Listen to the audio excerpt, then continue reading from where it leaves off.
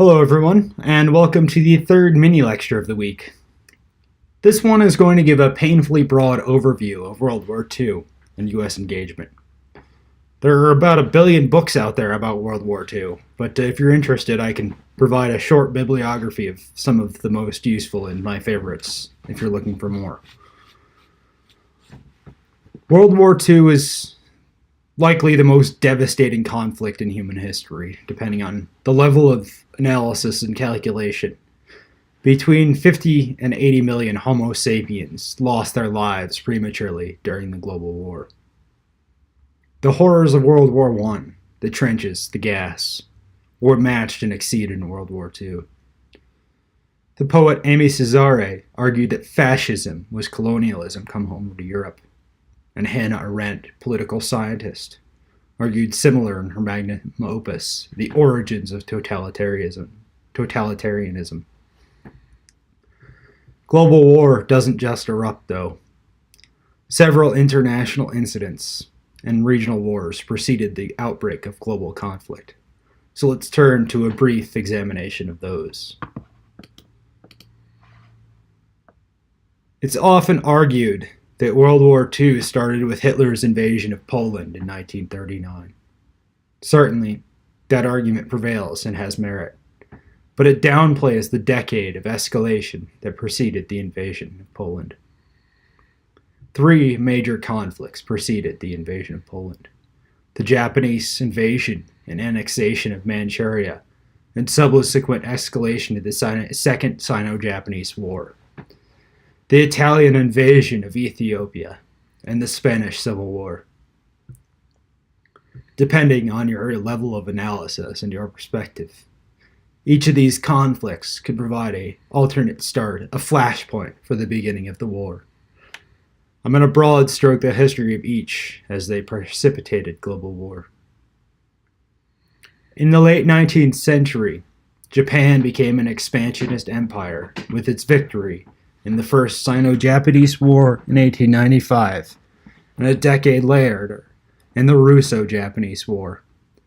And it cemented its status as an empire with the colonization of the Korean Peninsula and parts of Manchuria. It further pushed into Manchuria in 1931 and renamed the puppet state it installed as Manchukuo, after the Kwangtung Army fabricated another incident in 1937 involving another bridge. Open war erupted between Japan and China, and Japan quickly and brutally came to control the coast and major population centers of China. And the Japanese army occupied China and Korea until 1945, subjugating its populations. Italy also nurtured imperial ambitions, and the fascist government of Benito Mussolini aimed to seize the glory of the Roman Empire, despite the millennia and a half that had passed since its fall. Italy had missed out on much of the scramble for Africa in the late 19th century, and wanted a piece of the American pie. And so Mussolini targeted one of the only African nations to successfully fight off colonization by European powers, Ethiopia. The Italians were brutal in their conquest. Beginning in 1935, fascist forces invaded Ethiopia, and despite Ethiopian pleas to the League of Nations, Ethiopia had to fight alone. Italy deployed chemical agents in its conquest and brought Africa into World War II well before the invasion of Poland, and fighting continued in Ethiopia until the end of World War II. The final prelude conflict I want to discuss was the Spanish Civil War. This was basically a dress rehearsal for the tactics of World War II on European soil, and it demonstrates many of the themes of World War II. In 1936, a cadre of right-wing generals and fascists attempted a coup against the new government, following election results which they plain didn't like because it empowered the Republicans. Under the leadership of General Francisco Franco, nationalists and fascists deposed the government, but faced armed resistance from Republican forces, which included a broad coalition of leftists, including anarchists, anarcho-syndicalists, trade unionists, and communists. The Spanish Civil War quickly devolved into a proxy war, but also a laboratory for the atrocities of World War II. The first city in human history to be destroyed by aerial bombardment was Guernica, targeted by German aircraft fighting for Franco. Mass executions and mass graves were prolific. The Soviet Union offered aid to the Republican forces, but demanded that they follow the orders of Moscow and precipitated internal unrest on the left, designed to reduce dissent against the Soviet way. The U.S. offered verbal support for the Republican forces, but did not officially support them in any material war. While American businesses donated trucks and fuel to the fascists, and American volunteer regiments fought for the Republicans on the left, primarily under the banner of the Abraham Lincoln Brigade.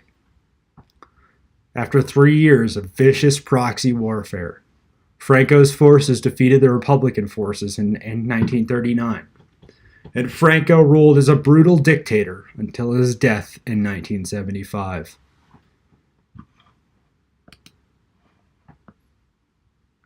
Among Hitler's key goals was to secure Lebensraum, or living space, for the people he considered to be racially Aryan.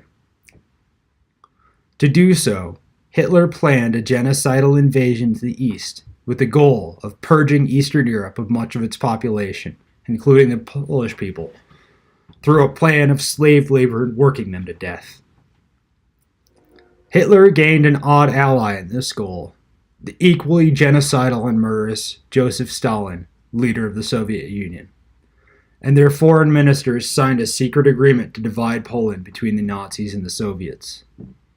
Following a series of escalations and smaller conflicts, the Nazis invaded Poland in September 1939, and the Soviet Red Army invaded 2 weeks later, and the two forces met and jointly occupied Poland, beginning their reign of terror. The Polish military fought a brave, desperate action against two massive invading forces, but was overwhelmed despite inflicting heavy losses on both invaders. The Polish army and air force went in exile, hoping desperately to rescue their people. The airmen of the Polish Air Force fought bravely in the skies over Britain during the Battle of Britain, and saved the island empire from invasion as the most successful squadron and the most decorated. The Polish army was instrumental in the victories at Monte Carlo and in the invasion of France. Its spies were instrumental in cracking the Enigma machine and in getting evidence of the Holocaust out of occupied Poland. Yet Poland was sacrificed to its aggressors. In order to keep the Soviet Union on the side of the Allies, FDR allowed Stalin a free hand in the affairs of Poland, trading the strength of the Red Army for the survival of the Polish people. If you're looking for a good book about Poland's wartime experience, I highly recommend A Question of Honor by Lynn Olson and Stanley Cloud. It's one of my favorite books on World War II.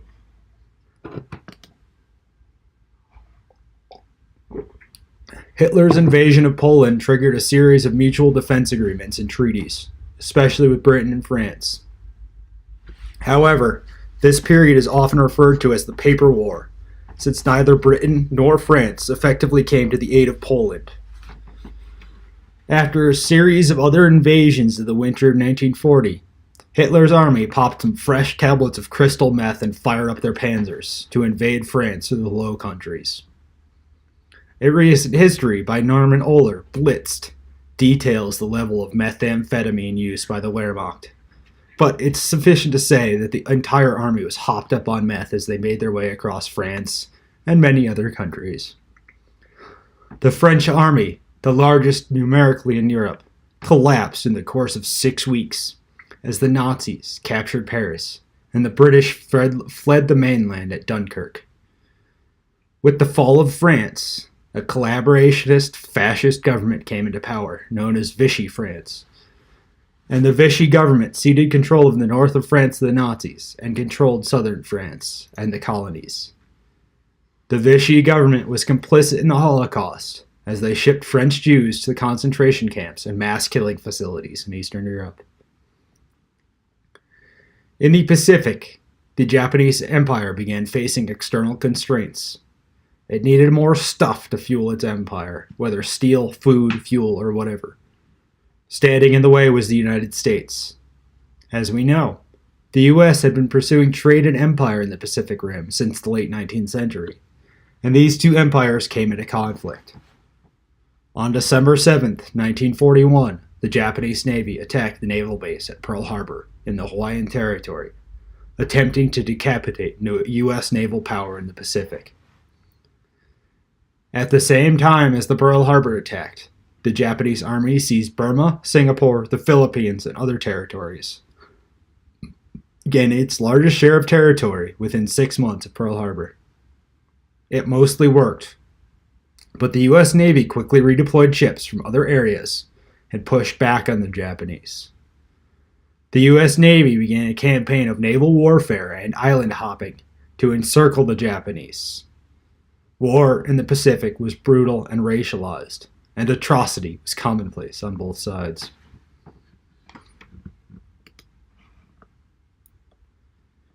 In mid-June 1941, Hitler launched a surprise attack on the Soviet Union, breaking the secret peace accord between Fascist Germany and the Communist Soviet Union.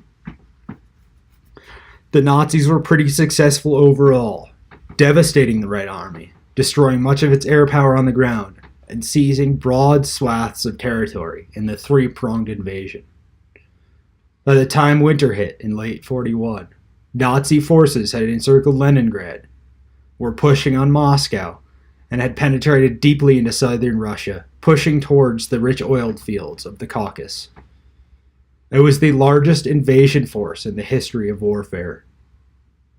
Now, Russia has some very lovely mud and some very lovely snow come fall and winter. If you think about a lot of eastern Montana, it resembles a lot of Russia. And these conditions crippled the Axis war effort in the Soviet Union in the winter of 41 to 42, slowing the Nazi advance through freezing weather and sloppy mud. British and American Lend-Lease provided the materials, while Uncle Joe, as Stalin was colloquially referred to, provided the people for the slaughter. The conflict came to a head at the Battle of Stalingrad, the largest urban battle in the history of warfare. Beginning in mid-August 1942, the Red Army fought a desperate action against the Nazis at Stalingrad. It eventually encircled the Nazi Sixth Army, defeating them. The Soviet Union lost more than 1 million soldiers in the fighting at Stalingrad, but captured the Nazi Sixth Army and turned the tide of the war. Over the next 2 years, the Red Army steadily advanced westward, pouring troops and material into killing fascists, and eventually encircling Berlin, bombarding the city until the Nazis surrendered after Hitler's suicide. The Red Army suffered the highest casualty rate of any of the Allied militaries, and also inflicted the most casualties on the Nazis. Without the Red Army, Nazi victory probably would have occurred. Among the most disturbing aspects of World War II was the mass killing of civilians. World War II is effectively defined by gross violations of human rights through starvation, mass execution, poison gas, aerial bombardment, and other crimes against humanity. This is especially true for the people of Eastern Europe, who were caught between two genocidal tyrants who murdered millions. Historian Timothy Snyder calls this region, quote, the Bloodlands, and calculated that the twin repressions of the Nazis and Soviets killed approximately 14 million civilians. Their methods were brutal. Starvation, mass execution through organized shootings, the use of carbon monoxide and hydrogen cyanide, and forced labor that resulted in the death from exposure and malnutrition. Nazi racial animus was directed at Slavic peoples, Poles and Russians and others, and the Nazis planned to use the populations as a slave labor to build their genocidal empire. Similarly, Stalin starved millions to death and executed millions more during collectivization and the purges. Of particular note is the Holocaust. This is the extermination program aimed at the European Jewry by the Nazis. It is deeply rooted in European ideas of anti-Semitism and resulted in the deaths of approximately 6 million Jews. It was a program that revealed the horrors of industry and science, exposing just the terrible potential of both. It was a program of forced labor, as many Jews were worked to death in their concentration camps. It was a program of mass murder at specially designed death facilities.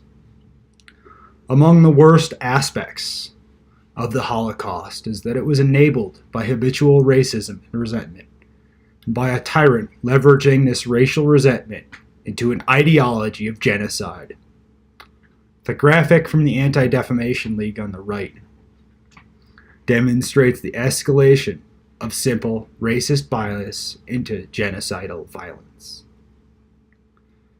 In a book titled Ordinary Men, Reserve Police Battalion 101 and the Final Solution in Poland, historian Christopher Browning argues that the men on the ground committing the Holocaust were quite ordinary Germans.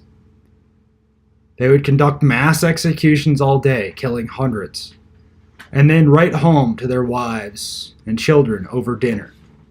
This is how racism manifests its inherent capacity for atrocity.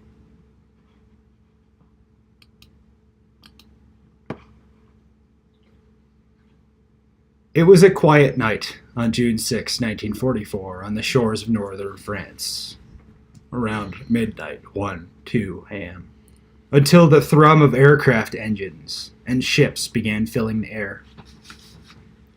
Paratroopers leapt from cargo planes and floated into occupied France.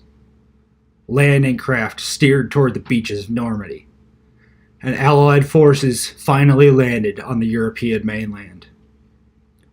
D-Day is indelible in the American memory of World War II as a turning point, as a tale of heroism. However, the story of D-Day is truly a story of economic power. It was the marshaling of resources and the result of years of war policy that put the bulk of the ground fighting onto the shoulders of the Soviets.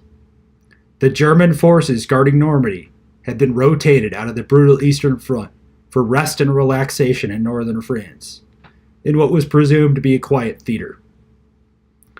American manufacturers through the Lend-Lease program had supported the Red Army, bleeding the Nazis. And, after the beaches of Normandy were secured on D-Day, they became major ports through the use of artificial harbors, and the Allies began moving massive amounts of war material into France to begin the push to defeat the Nazis. It had also been preceded by years of indiscriminate aerial bombardment by American and British bombers, targeting Germany's military-industrial complex and the urban areas that surrounded these industries. Through the American manufacture of heavy bombers, the nature of warfare changed to control of the air and the bombing of cities. Whether it was the bombing of mainland Germany or of Japan, mass aerial bombardment became the modus operandi of the American military, with civilian casualties and as an acceptable cost of victory. Aerial bombardment has characterized the American war efforts in Korea, Indonesia, Vietnam, the Iraq Wars, Afghanistan, and many other U.S.-involved conflicts. Nowhere was this acceptance of civilian casualties more evident than in the development and deployment of nuclear weapons. An atomic weapon is nothing if not indiscriminate, and civilian casualties are nearly guaranteed if it is deployed on a population center. The U.S. began developing its atomic weapon program at the urging of its top scientists, who feared that the Nazis were experimenting with similar technology. The physicist Albert Einstein encouraged FDR to develop the bomb to forestall fascism.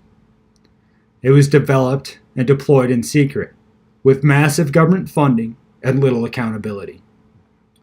There has been plenty of debate in the historical profession about the use and deployment of the atomic bomb and its ramifications and consequences. I encourage you to read and consider this controversial aspect of American history, but we simply do not have the opportunity in this course to give it the attention it demands. I'm going to conclude this mini lecture here, and we'll close with the final mini lecture of the semester in the next one.